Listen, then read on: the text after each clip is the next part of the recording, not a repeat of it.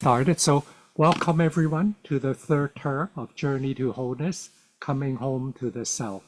So I want to extend a special welcome to those of you who are joining us for the first time in the third term, and you can review the videos and notes from term 2, which will help you to explore the blocks and resources in your journey to wholeness.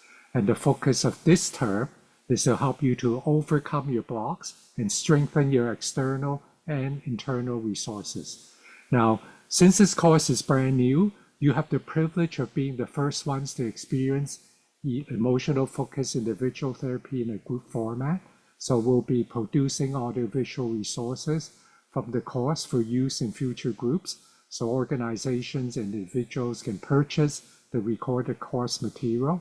Now, if you do not feel comfortable taking part in this, please turn off your camera and turn it back on during the breakout room, which will not be recorded. If you do want to help with producing the resources from this course to benefit others, you can indicate consent by just keeping your camera on. Now, since we also have a large group of people who speak Mandarin, we also have the translation. So if you need the Mandarin interpretation, you can just go to the interpretation and you can click on Chinese, and then you'll be able to hear the Mandarin translation. And we thank Jane for helping us with that. So in my almost 40 years as a family physician, I realized that people have resources that promote their physical, mental, spiritual, and relational health. However, they also have blocks that prevent them from utilizing these resources. The common blocks are from experience of fear and hurt, especially those in childhood. And the nervous system learned to survive by fighting, by fleeing, by freezing, by fawning, keeping them alive and safe, but also blocking growth, blocking health, and blocking secure relationships. So in order to overcome these blocks, we need to reprogram our nervous system when we feel threatened by accessing the security from our attachment system. And when we're in the loving presence of supportive professionals and lay helpers, family members, friends, stronger, wiser parts of ourselves, then we have the courage and strength to work through the blocks in our journey to wholeness. So let me introduce our co-host for this session. Our co-host is Kathy, who's also a social worker and psychotherapist. So you want to say anything about yourself, Kathy, to introduce yourself? Hi, it's good to see you all. And I've been at the clinic for quite some time, so it's good to see all the familiar faces again, and welcome. Right. So the journey to wholeness, coming home to the self, adapts the powerful interventions from emotionally focused individual therapy developed by Dr. Sue Johnson and her colleagues for use in psychoeducational group setting, focusing on building healthier self and healthy relationship. And these are two key ingredients in mental health and well-being. So we'll ask Kathy to represent Dr. Johnson to welcome each of you to our journey to wholeness, coming home to the self. Welcome to the Journey of Wholeness, coming home to the self, psychoeducational group based on emotionally focused individual therapy that I developed with my colleague. In this journey, new healing, proactive emotional experiences are shaped through encounters with real or imagined significant others and parts of self, building a positive sense of self and other and secure connections, two important foundations for mental health and well-being. I wish you well in your journey to wholeness as you come home to the self and find your place of belonging, security, and harmony within. You are in good hands with Dr. Wong, one of our highly experienced and creative international trainers, guiding you in this journey. Okay, thank you, Kathy. So neuroscience shows how our experience in relationships can shape the development of our brain and how our neurons are wired together. So maybe Kathy, you can explain this using a quote from our textbook by Dr. Johnson. Mhm. Over the lifespan, the need for connection with others shape our neural architecture, our responses to stress, our everyday emotional lives, and the interpersonal dramas that are at the heart of those lives. Right. So, in other words, if you experience relationships in which others are responsive to your needs, especially emotional needs, then you can cope better with stress, stay emotionally balanced, and interact with others in fulfilling ways. Now, on the other hand, if you experience relationships in which others are not responsive to your needs, in which you feel abandoned, neglected, dismissed, rejected, betrayed, or even abused, then you will have a hard time coping with stress. And you'll frequently be in a fight, flight, freeze mode and have trouble interacting with others due to your tendency to demand and blame or to withdraw and avoid. So in this final term of Journey to Wholeness, coming home to the Self, we will show you how to work with mental representations of important people, relationships in your life, and your relationship with parts of self to shape secure connections and a positive sense of self. So we'll start with a review of Journey to Wholeness course and our course objectives. Since some of you may be new to the course, then we'll talk about emotional disorder. Then we'll use a guided imagery to help you to mobilize your attachment resources to face emotional disorder. And then we'll split into groups where you can get to know each other and then do some sharing.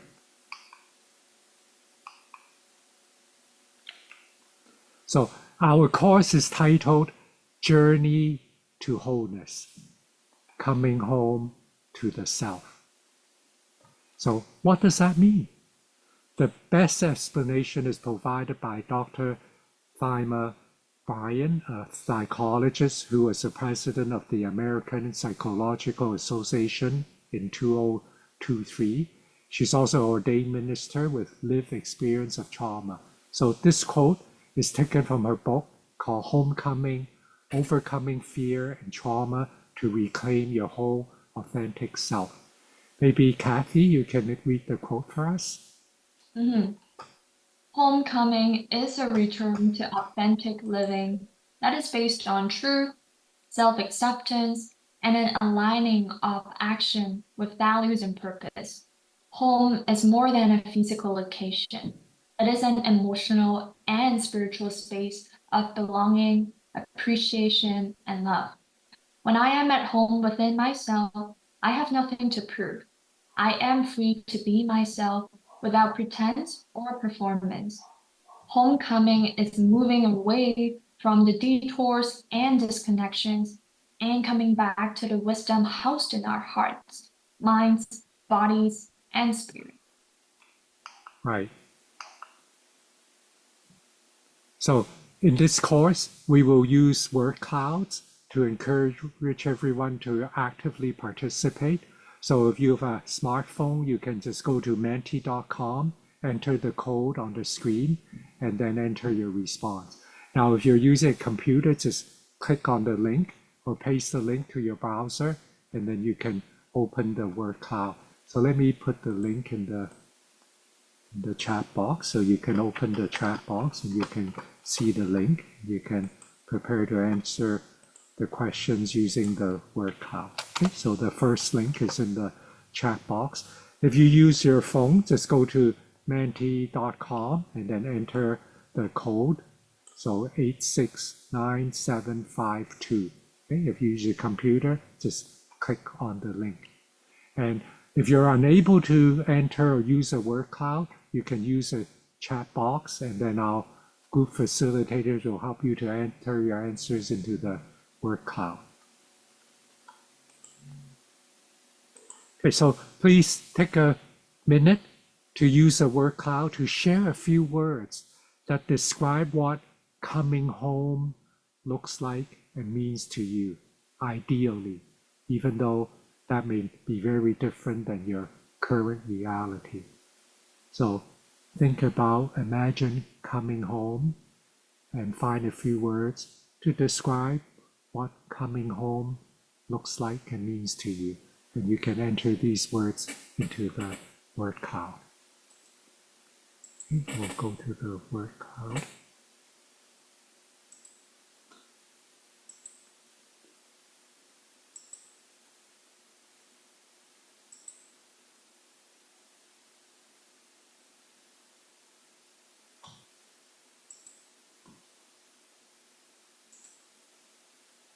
Okay, so everyone can continue to enter the words and we'll take a look at the word cloud.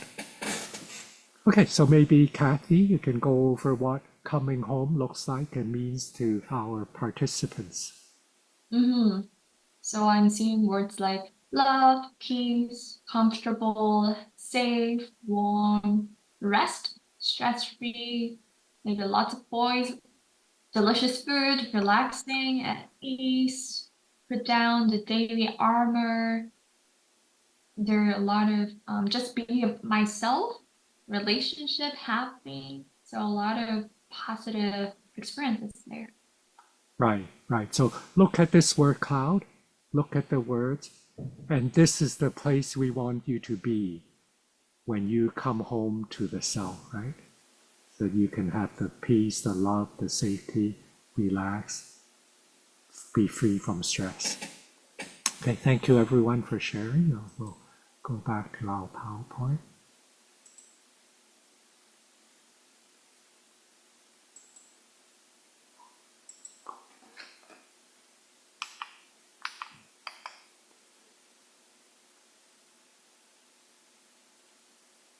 Okay, so I think I have to stop share and then go back to our PowerPoint. All right, so now we're going to take a moment to review our course objectives. Okay? And then it looks a bit blurry.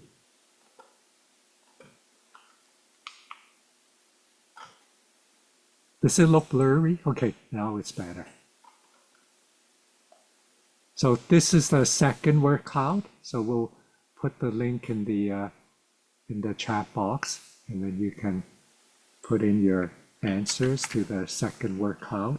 So what we're to do is we're to review the course objectives, and you can indicate in the word cloud, okay, how important each of the course objectives is to you personally. And you can rank them from 1 to 5. So 1 is not important at all, 2 is slightly important, 3 is important, 4 is fairly important, and 5 is very important. Okay? So we'll ask Kathy to read each course objective and I'll explain them a little bit more. Okay, so the first one is view self, challenges, recovery, and wholeness from an attachment-based, humanizing systems perspective. So what we mean here is this course will provide you with a roadmap to wholeness and to come home to the self. And with this roadmap, you will know exactly where you are, where you want to be, and also how to get there. So attachment integrates an understanding of our behavior, our conditions, and our emotions. Humanizing means we do not pathologize. We are goal-focused, not symptom-focused. Systems means we look at how we interact with other people, the parts of ourselves, and how we affect each other. Second objective, to identify the self and relational processes creating and maintaining the stress and disconnection. So, in other words, you will understand how you got to where you are now and how to get to where you want to be in your life. As you identify the process underlying your experience, this opens up new paths to change. The third objective, make alien, frightening, unacceptable emotions normal, human, acceptable, and manageable. So here, you're to change your relationship and reaction to emotions. So Often the problem is not our emotions, but our response to our emotion. So the more we avoid, run away, suppress emotions, the more stuck we are. And the fourth, create new healing, corrective emotional experiences. So you will learn to use these new experiences to rewire your brain. And then the next one, to shape a positive sense of self and others. So when we can change how we experience ourselves and others in a more positive way, this leads to lasting change. And then it's to integrate and consolidate wholeness in self and relationships. Right. So we strengthen, consolidate the positive change. Okay, so let's see how important each one of these are to our participants. So we'll go back to our word cloud.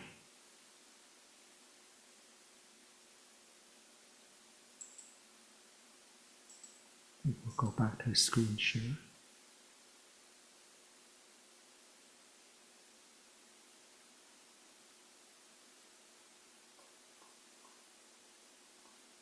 Okay, there's something wrong. I'm not getting the right word cloud.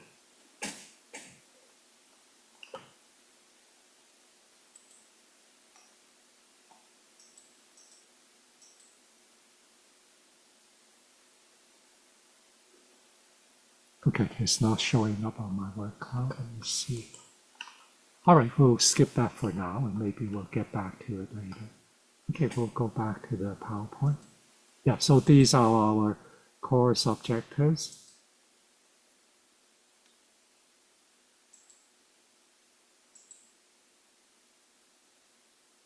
Okay, go back to the PowerPoint.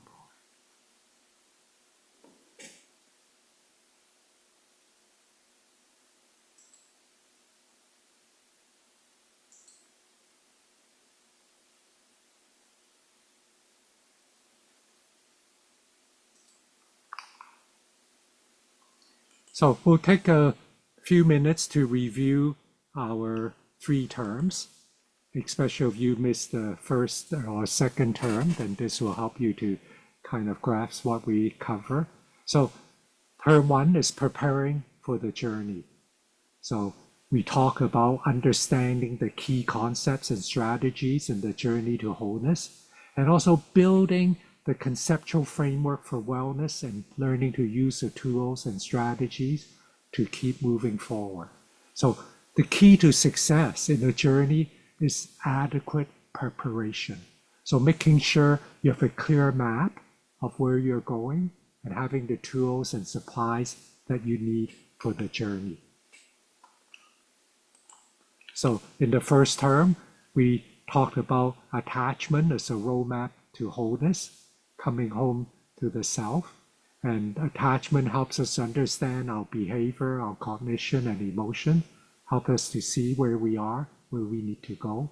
And we also discussed the link between secure connection and mental wellness, and also the importance of emotion as a target and means to change. And we also introduced 5 key strategies to wholeness. And let's review that. So 5 key strategies to wholeness from term 1. So the easy way to remember this is to use our hand. So you can hold up your left hand, okay? And each finger will represent one of these strategies. And let me put the links in the chat box. So we made some bookmarks to help us to remember these 5 strategies. So if you haven't downloaded them, so I'll put the links in the chat box so you can download these bookmarks. The first link is the English version. The second link is the Chinese version.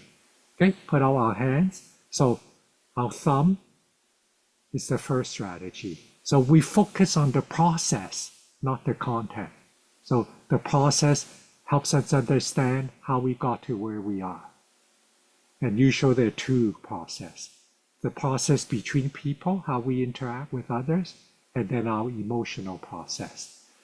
The second strategy, we assemble emotion. We don't avoid them, but we face emotion. We make sense of emotion. assemble emotion. The third strategy, we create new corrective emotional experience. So we use that to change how we think, how we experience ourselves, and to change our relationship and behavior. The fourth strategy, we shape a positive sense of self and other. So how we experience ourselves in a positive, healthy way.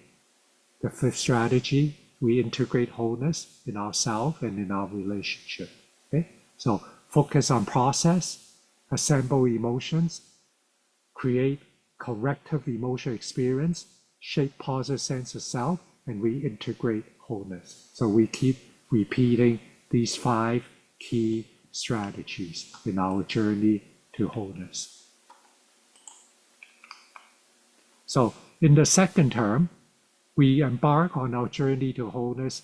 We explore the blocks and also the resources to wholeness. So if you missed term 2 or want to review it, please sign up for access to the term 2 videos and notes on Thinkific, which is the e-learning platform that we're using. Once your registration has been approved, you will be granted access to the term 2 resources. So for access to the course material for this term, there's a different Thinkific link. So term 2, we talk about embarking on the journey. So finding the blocks and resources to wholeness, finding the stronger, wiser, kinder other and part of self as resource to wholeness, and also identifying the frightening, alienating, traumatizing other and part of self as blocks to wholeness. So we'll review term 2. So term 2, first we look for attachment resources. So these are stronger, wiser, kinder, safe other, a part of self. And we also look at attachment blocks. These are frightening, oppressive, hurtful, unsafe other, or part of self. Now, what we'll do is for each slide, I want you to think about people in your life who may be a resource to your wholeness or who may be a block to your wholeness. And it's normal for people to have safe parts and unsafe parts. No one is completely safe, and we all have parts that are frightened and hurt. So you can estimate the percentage of safe and unsafe parts in each person.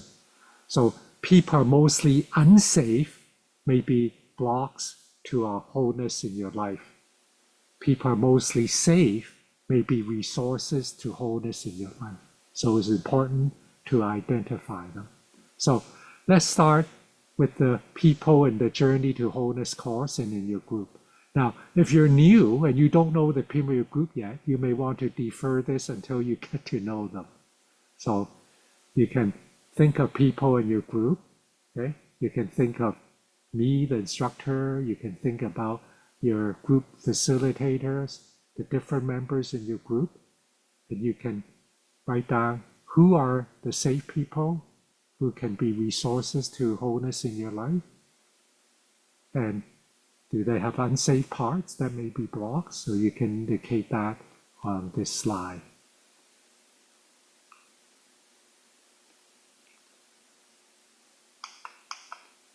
So next you can focus on people in your family. So are there people who can be resources to wholeness, and are there people who are blocks to wholeness? So who are the stronger, wiser, kinder self? Who are the frightening, oppressive, hurtful, unsafe parts? And you can also put the percentage of the safe part and the unsafe part. So if you have a partner, think about your partner. Think about your father, your mother, or a father figure or mother figure. Think about your children, your siblings. And you can indicate which ones are resources to wholeness in your life and which ones are blocks to wholeness in your life.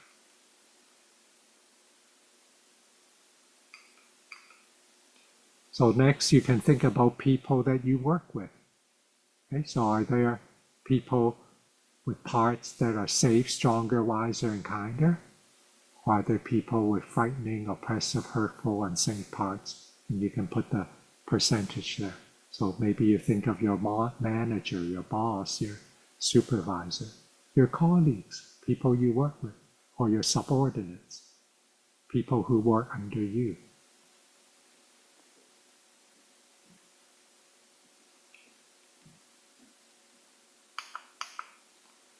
And next, you can think about people in your social network, acquaintances, friends, close friends.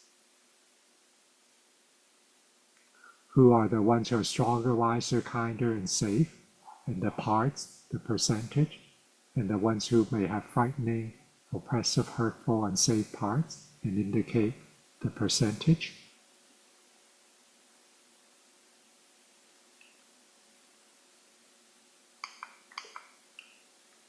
And then you can consider people in your faith community.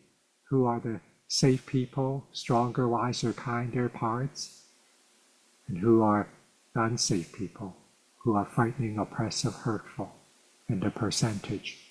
So think about your pastor, the elders, the leaders, the mentors, the counselors, spiritual figures, members of the faith community.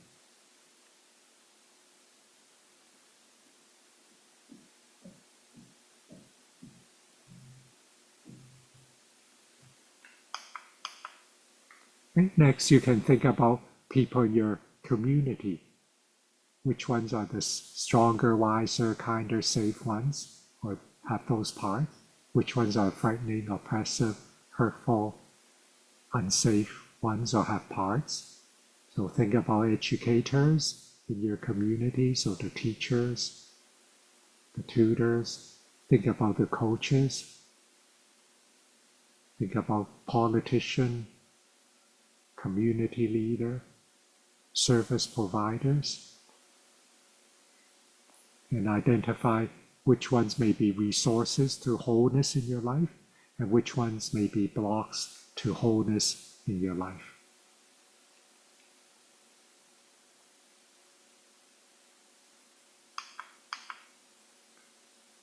Next, consider the professional helpers in your life. So, which ones are resources, stronger, wiser, kinder, safe? Which ones are frightening, oppressive, hurtful, unsafe? So think about the doctors that you have, the nurses, counselors, therapists, social workers, psychologists, other helpers in your life.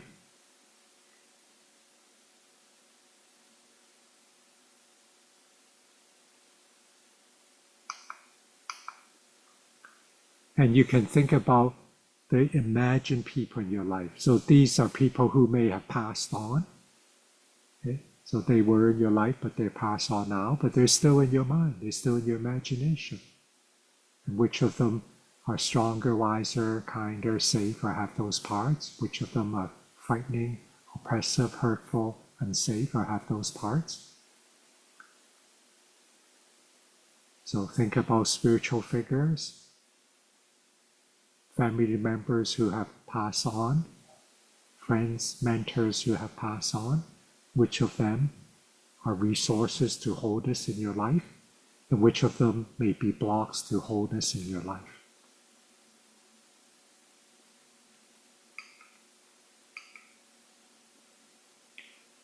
Lastly, look at yourself. So, are there parts of self that are stronger, wiser, kinder, and safe inside you? Are there parts that are frightening, oppressive, hurtful, and unsafe? So is there a mature adult self inside? Is there a resilient survivor inside? Is there a loving caregiver inside? A bigger, wiser, kind self inside? Or a confident self? Or a future self? And these may be resources to wholeness in your life also.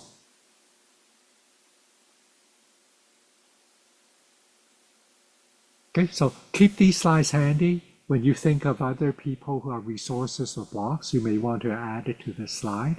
And then this list will help you during this term when we need resources or when we encounter blocks.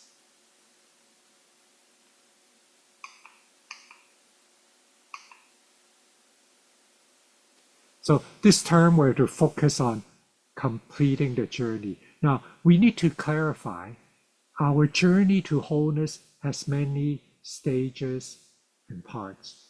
So hence, when we talk about completing the journey, it means completing a stage or a part. We know that our journey to wholeness is lifelong. These courses and groups are just the beginning, not the end. So every one of us need to continue this journey, equip ourselves with the map, the resources, the tools, the strategy, companions, and guides. So this term will help you to process the blocks and access the resources to wholeness. And this will help you to create new experiences so that you can feel safe, seen, soothed, and secure, to replace old experiences of feeling insecure, unvalued, frightened, alone, and hurt. So these are some of the topics that will cover this term. So today we'll talk about emotional disorder when there are too many blocks and too few resources. We talk about self and part of self, processing experience that are blocking wholeness, and also accessing experience that nurture wholeness. We'll talk about self and a younger self, processing experience that block our wholeness, and self and an older self, accessing experience that can nurture our wholeness, and then self and imagined significant other that may block our wholeness, and experiences that can nurture our wholeness, and then self and a real significant other, process experiences blocking wholeness, and accessing experiences that nurture wholeness. And in the last session, we'll integrate and we'll have some closing exercises. So the question that we may want to ask is, how do we know when we have blocks and we're not able to access our attachment resources? Well, our emotions are a warning signal when this happens. So take a few minutes to understand how emotional disorders can be our red flags. So Kathy can explain for us. When our attachment resources are insufficient or inaccessible and our attachment blocks prevail, we are at risk of losing our emotional balance in upsetting experiences. We may even develop elements of emotional disorder with negative emotions and perceptions, indicating a lack of attachment resources and too many attachment blocks. Right. So we're to watch a short YouTube video with Dr. David Barlow.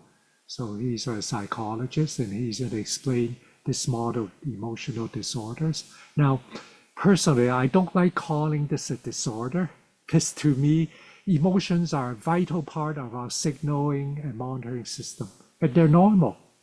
But we'll use David Barlow's term because he's using it. Okay? So the link on the videos is on the slide. So instead of focusing on specific symptoms and diagnosis, so the general concept of emotional disorder suggests that overwhelming negative experiences, a sense of uncontrollability and perceived danger are at the core of all these disorders. So Kathy, can you highlight the key learning points before we start the video? So the first one to focus on promise diagnostic therapeutic elements. And then the second one is it's effective for anxiety, unipolar depression, eating disorders, somatoform and dissociative disorders. The third one is about the applicable principles, which means first is the mindful awareness of emotional experience. Second means the changing appraisal, which is the meaning. And then third is managing avoidance. Fourth, dealing with somatic and physiologic components.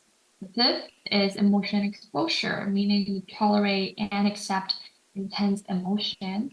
And the fourth learning point is the increasing positive affect added to dealing with negative affect And the last one is expectations about positive outcome. Right. Okay, thank you. All right, let's show the video.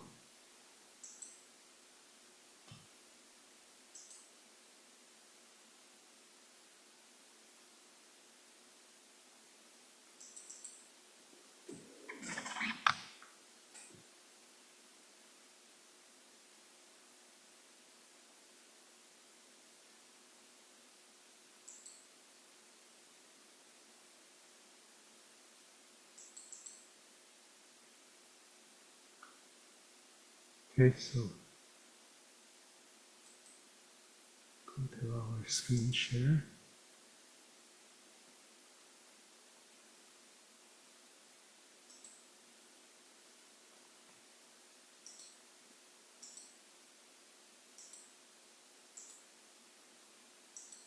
In our own lab, and there are many people.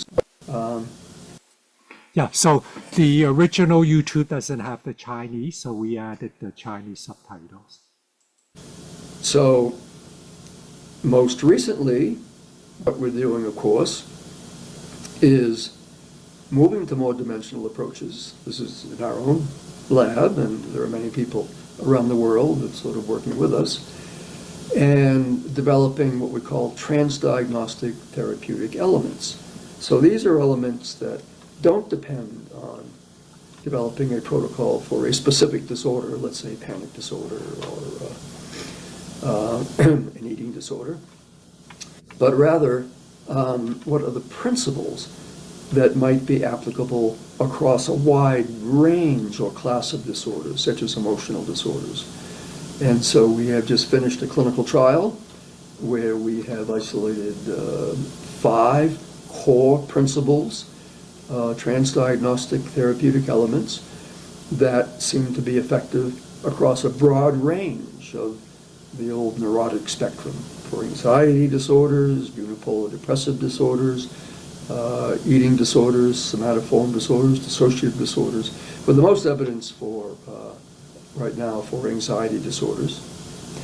And we think that's just the beginning.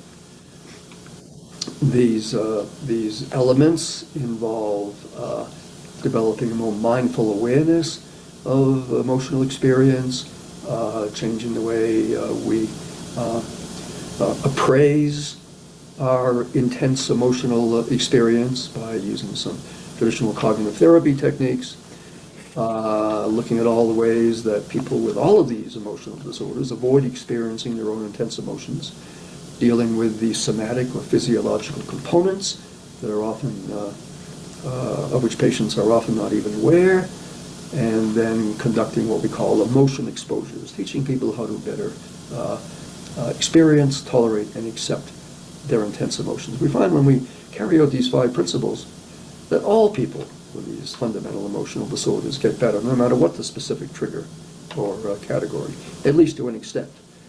Obviously, there's a lot of work to do, and we need to do better than we have. But we're working on this. We see over the next 10 years a greater emphasis on these transdiagnostic therapeutic elements.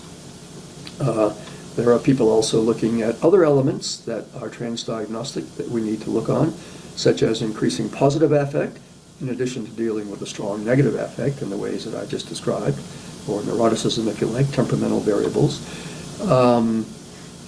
We think we can make better use of some of the factors that really play a role in most therapies, specifically expectancies on the part of the patient. One of the problems is that we know that patient expectations about positive outcomes affect the outcome, but most of that knowledge is correlational.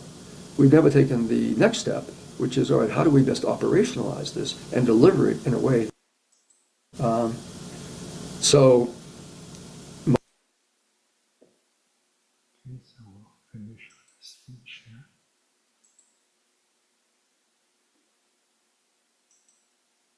Okay, we'll go back to the PowerPoint.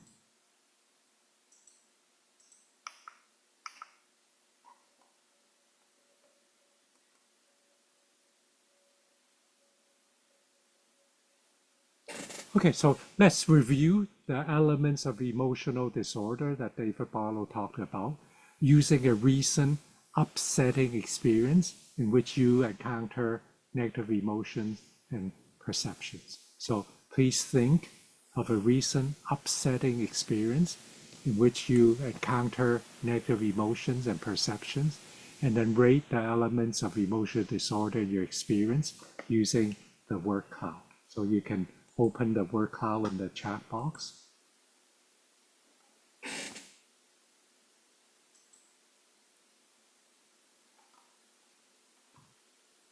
Okay, so these are the elements of emotional disorder. So rate how frequent you encounter these, experience these in your upsetting experience. So 1 is never, 2 is rarely, 3 is sometimes, 4 is often, 5 is always. So the first one is feeling lonely, unlovable, unwanted, or helpless. So go back to your upsetting experience and see if you have any of these elements. The second one is a sense of loss, a sense of failure, or self-criticism. The third one, intense, unacceptable negative emotion that is lacking in clarity. The fourth one, vigilance for a threat that biases perception. So you're looking for danger, danger, danger. Everything you see, it's danger. Fifth one, intensifying attributions and fear of fear itself. And the sixth one, avoidance strategy, such as suppression. Okay, so we'll go to the word cow and see, look at everyone's ratings.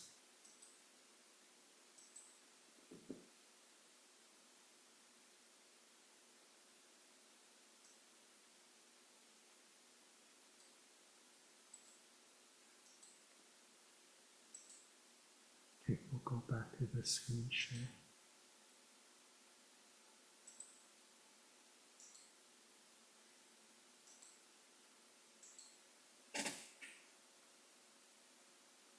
Okay, so maybe Kathy, you can summarize the results in terms of our participants, how much we experience these elements of emotional disorder.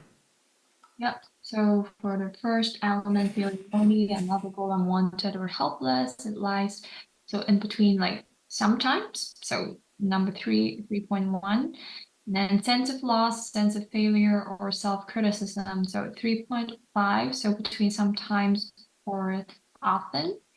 And then intense and unacceptable negative emotion lacking clarity, 2.6. So rarely or sometimes.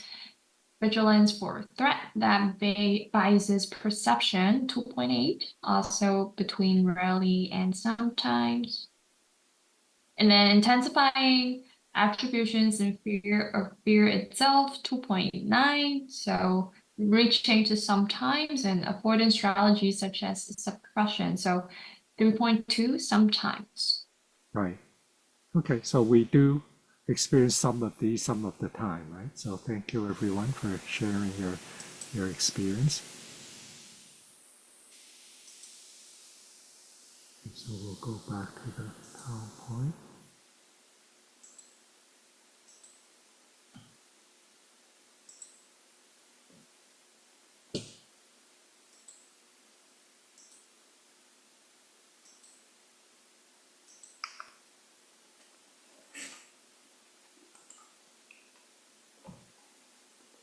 Okay, so now we understand the elements of emotional disorder. Let's try to mobilize our attachment resources to help us face emotional disorder. So when we went through those slides, we look at attachment resources, possible attachment resources in different relationships. So now see if we can make use of them to face the emotional disorder.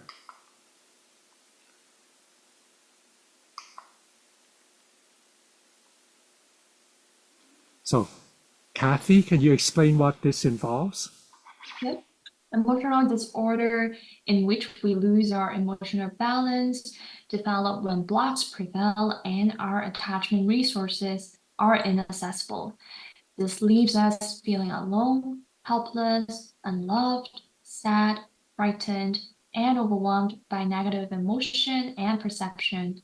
We can restore our emotional balance by mobilizing our attachment resources, real and imagined significant safe people, spiritual figures, and our stronger, wiser, and kinder parts to help us feel connected, capable, confident, courageous, and cared for. Right.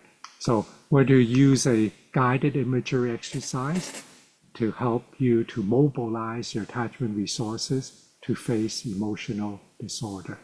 So first, find a comfortable position to sit quietly. Allow your eyes to gently close if that feels comfortable. Breathe deeply a few times into your abdomen.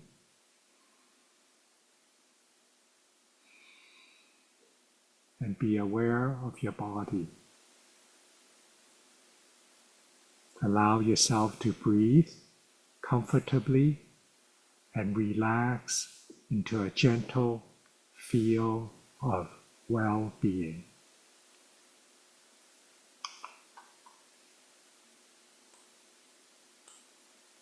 When you're ready, imagine being in your safe place where you feel comfortable, safe, relaxed, and at ease. This could be a room in your home, favorite place in the woods, by a pond, a stream, or just being with a good friend.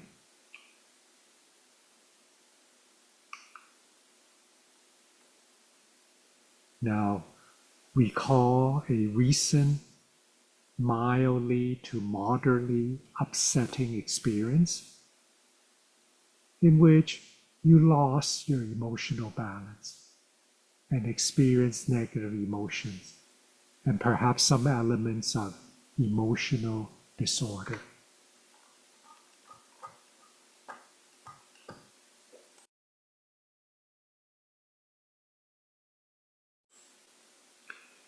Notice what happened.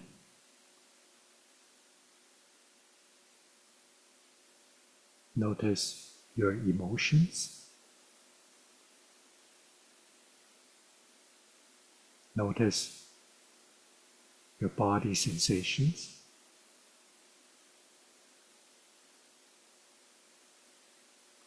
Notice what you say to yourself.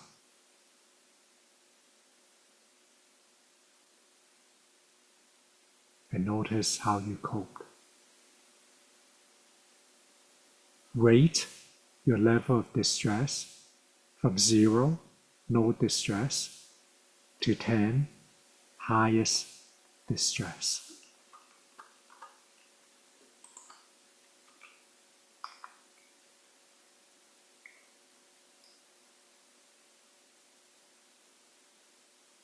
Now, mobilize your attachment resource by inviting real or imagined safe, significant people into this upsetting experience.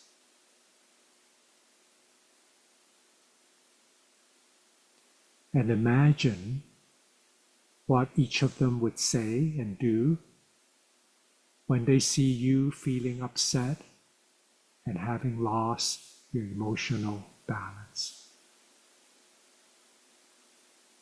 Picture what they would say to you and what they would do.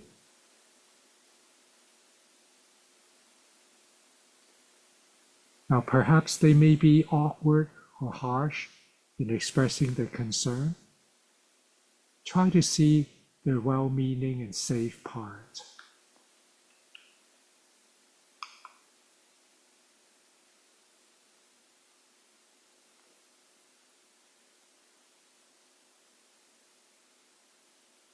Allow yourself to take in the words, the actions that are comforting and helpful.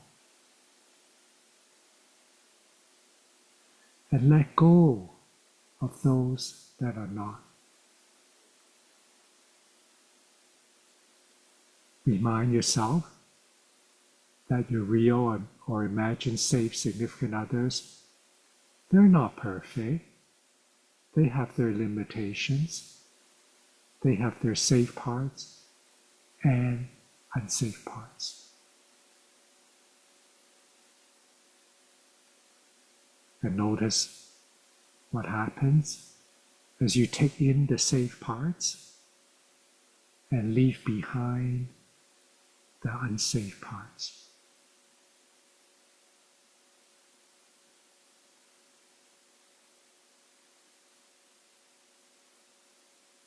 Pay attention to your feelings,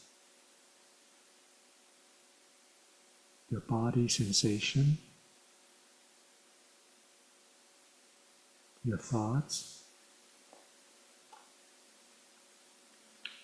and your reaction.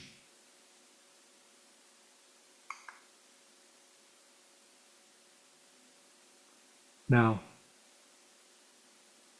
imagine inviting your mature, stronger, bigger, wiser, and kinder part into this upsetting experience.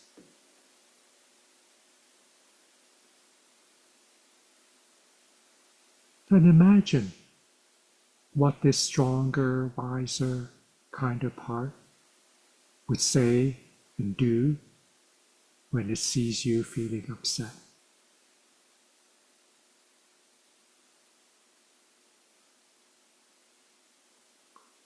And allow yourself to take in the words, the actions that are comforting and helpful. And let go of those that are not.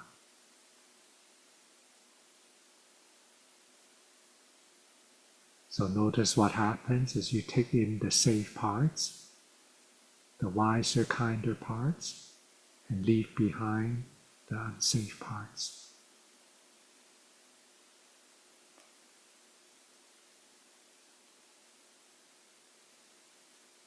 Pay attention to your feelings.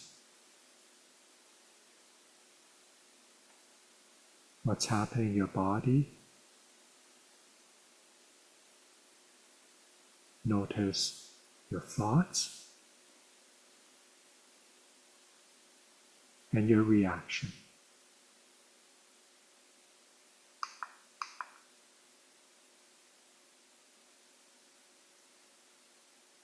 Now, with your attachment resources mobilized, both the people and parts of self, with them being present with you, bringing you comfort and strength, re-rate your level of distress, again, from 0, no distress, to 10, highest maximal distress. When you're able to mobilize your attachment resource to restore your emotional balance.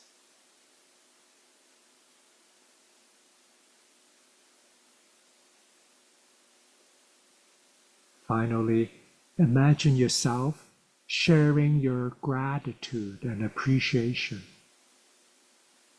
with the real or imagined self, the safe, significant people, or stronger, bigger, wiser, kinder parts of yourself who are showing up and who are present with you, bringing you comfort and strength.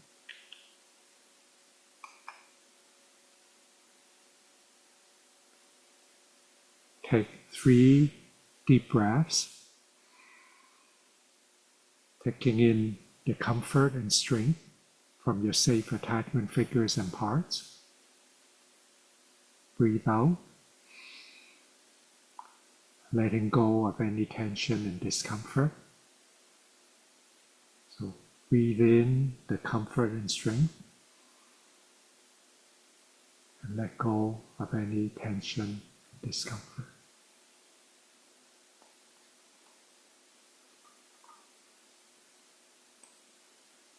When you're ready, you can open your eyes and rejoin the group.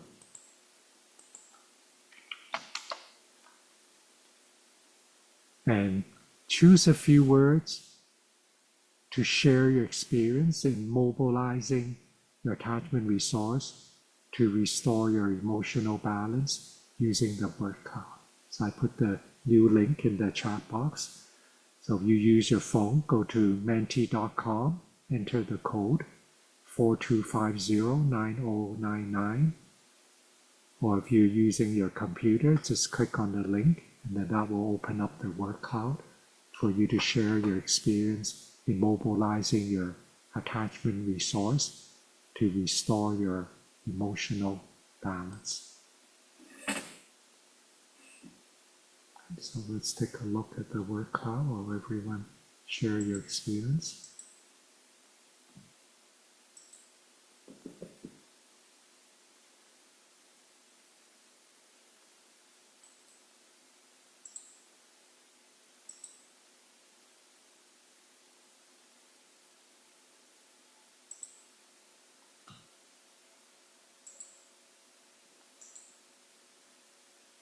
Okay, so we'll take a look at the word cloud, so everyone keep sharing.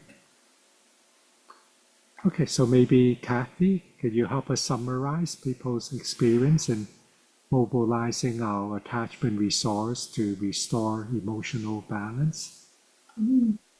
So they feel relieved, loved, appreciated, empowered, calm, release, feeling being understood, feeling settled, centering. Some of us may find it hard to stay calm. Some feel cheerful, confident, safe, clarity. Right. Okay, so thank you everyone for sharing. So a lot of very positive experience when we're able to utilize, mobilize our attachment resources to cope with our upsetting experience. Okay, let's go to the part for group sharing. That's the last part before we split into our groups. Let's go back to the slides.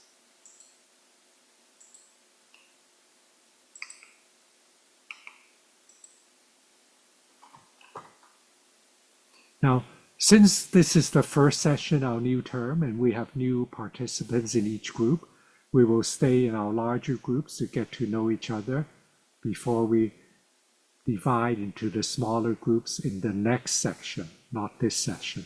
Okay, so we have our Cantonese group, our Mandarin group. Our English group is quite big. There are 14 people when everyone's there, so we'll split it into two groups today to make the sharing easier. So maybe we'll split it into a guys group and a ladies group. So in your groups, spend some time to get to know each other, especially the new participants. And so there are a bunch of questions you can share. So the name that you want to go by, what you hope to accomplish in this course, in your journey to wholeness, coming home to the self, what you need from other group members in order to feel safe, sharing your more vulnerable experiences and parts of self. And some examples of what you may need to feel safe, maybe just the presence of other group members. You need them to listen attentively, listen with respect, validate you, give you some empathy, showing kindness, giving you positive feedback, eye contact, smiles, nods. So these are some of the things that may help you to feel safe when you're feeling vulnerable. And then if you have time, you can share what attachment resources were you able to identify in the first part of today's lesson. Which attachment resources are real, they're physical, you can touch them. Which ones are imagined? They're in your mind. Which ones are parts of yourself? And then lastly, if you have time, then you can share your experience in mobilizing your attachment resource to face a time of loss of emotional balance or emotional disorder. Okay? So we'll finish at maybe 8:50, and then you can be dismissed, and then the group facilitators and helpers can come back to debrief. Okay? So these are the questions for sharing on slides 65 and 67. Maybe I'll also put them in the chat box. Okay? So in our next session, next week, we're to talk about self and part of self, processing experiences, blocking wholeness. Now, let's end with this quote from Dr. Thyma Bryan. Okay? So maybe, Kathy, can you read it out for us? I find it very encouraging. Sure. May you always be at home within yourself, wherever you are.